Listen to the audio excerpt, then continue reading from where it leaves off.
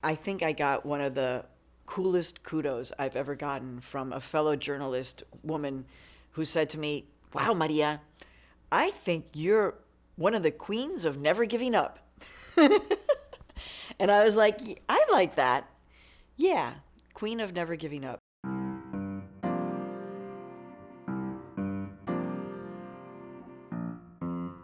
When I was growing up, politics was part of our everyday life. The television was on to watch the evening news every single night.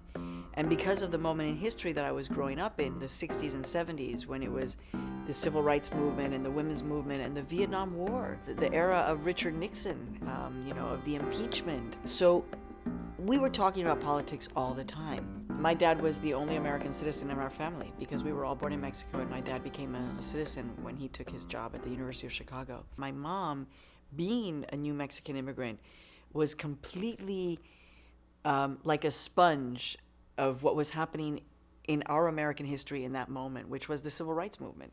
It was Dr. Martin Luther King who made me feel for the first time that I could, in fact, be an American. He was my first role model, introduced by my mom. As opposed to closing the doors and saying that's not who we are, we're new to this country, she in fact said, let's learn from this country because that is who we are now.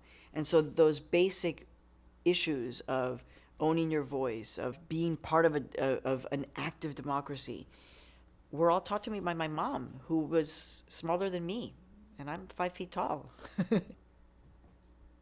I did have a hard time looking at Barbara Walters, who at that time was a trailblazer, and seeing myself in her.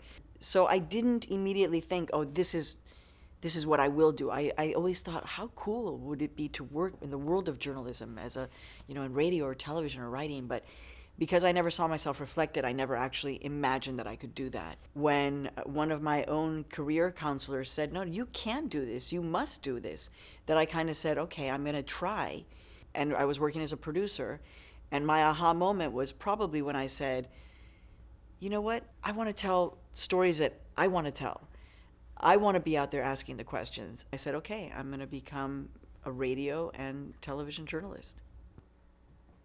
Being a journalist, it's not just a job, it's about understanding that my role as a part of history in this moment is important. Covering September 11th at that time for CNN and seeing tragedy every day, and thinking, I can't do this any longer, and getting up and doing it again. Or the obstacle of, wanting to launch my own media company and, oh my God, how am I possibly going to do this? Oftentimes, women, and particularly women of color, Mexican women, we oftentimes feel powerless and we let fear take over us. When you realize that it's not just about you and it's not just about the obstacle that you're facing, but rather it's a bigger part of history in a way, and you realize that you have a role to play, then the obstacles become less imposing and you get stronger.